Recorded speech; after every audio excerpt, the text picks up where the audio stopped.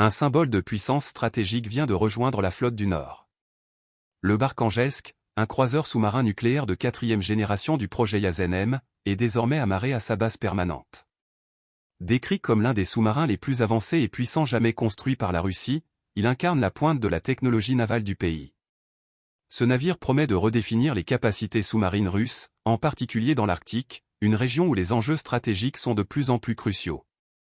N'oubliez pas de vous abonner pour suivre nos prochaines analyses stratégiques et partager vos avis.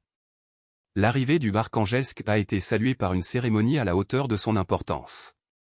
Une foule de responsables militaires, d'ingénieurs navals et de proches des marins s'étaient réunis pour l'événement.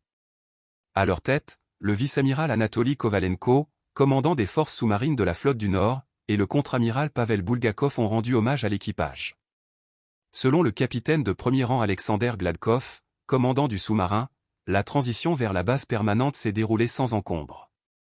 L'état matériel du navire est jugé excellent, et l'équipage est opérationnel pour remplir les missions stratégiques qui lui seront confiées. Le vice-amiral Konstantin Kabantsov a souligné dans un discours l'importance stratégique de ce renfort pour la flotte russe.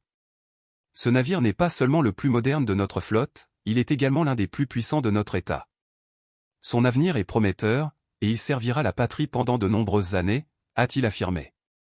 En effet, le Barkhangelsk est considéré comme un élément clé pour renforcer la défense russe dans des zones stratégiques comme l'Arctique, où les rivalités pour le contrôle des ressources et des routes maritimes s'intensifient.